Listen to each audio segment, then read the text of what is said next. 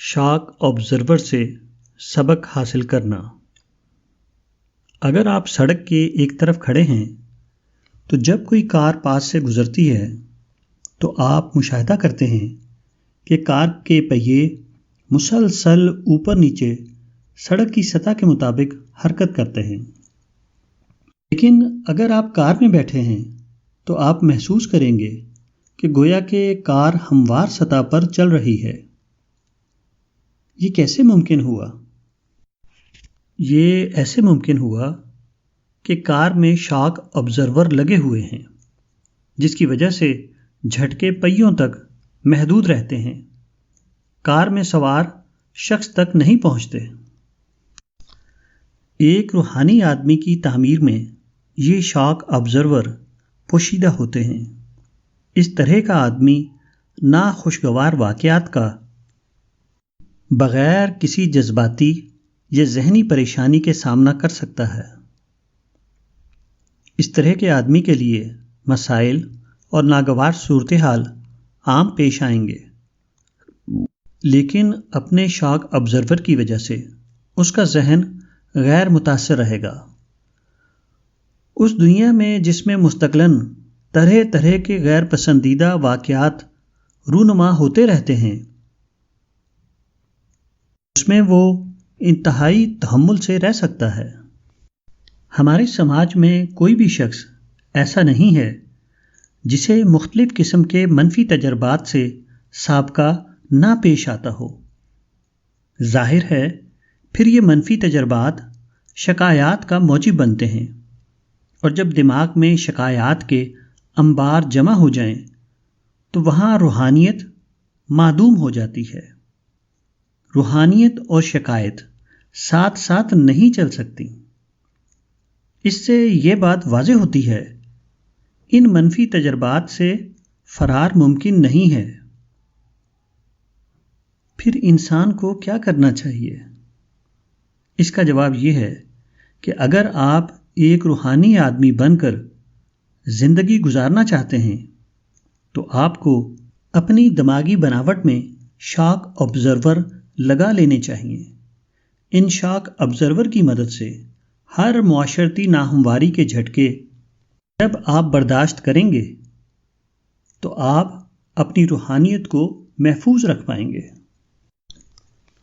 آپ سماج میں رہنے کے پابند ہیں، اور جتنا آپ معاشرے کو تبدیل کرنے کے خواہاں ہوتے ہیں اتنا ہی اپنے آپ کو بے بس پاتے ہیں۔ یہ اس لیے کہ سماجی قوانین ہم پر آزادانہ حیثیت میں اثر انداز ہوتے ہیں۔ پھر کیا کرنا چاہیے؟ آپ کو ہر حال میں اپنے اوپر مثبت رہنے کی شرط عائد کر لینی چاہیے، چاہے آپ کو جتنے مرضی منفی تجربات پیش آئیں۔ مسلسل شکایت کا رجحان روحانیت کا سب سے بڑا دشمن ہے، لیکن شکایتی رجحان ہمارے معاشرے کا حصہ ہے۔ یقیناً معاشرے میں شکایات کی بھرمار ہے، اور اگر یوں کہیں تو بیجا نہ ہوگا کہ معاشرہ ایک سچ مچ شکایات کا سمندر ہے۔ اور جیسے ایک مچھلی اپنے قدرتی ماحول یعنی پانی کے بغیر زندہ نہیں رہ سکتی، اسی طرح انسان جس معاشرے سے تعلق رکھتا ہے اس کے بغیر نہیں رہ سکتا۔ لہٰذا بجائے معاشرے کو تبدیل کرنے کے اپنے آپ کو تبدیل کریں، اپنی پرسنالٹی ڈیولپمنٹ کی چکی میں منفی تجربات کو پیس دیں، اور یہ تجربات جو آپ کو سکھائیں ان سے سبق حاصل کریں۔ شکایات سے نمٹنے کا بہترین طریقہ یہ ہے کہ ان کو بطور ایک چیلنج لیں۔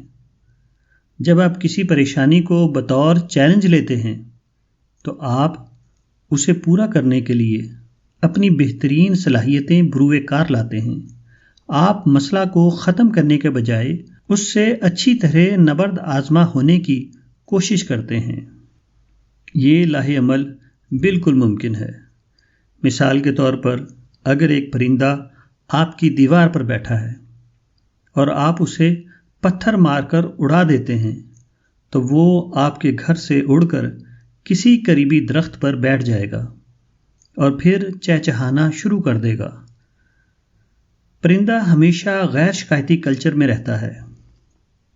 اگر یہ کلچر ایک پرندے کے لیے ممکن ہے تو انسان کے لیے کیوں نہیں ہے؟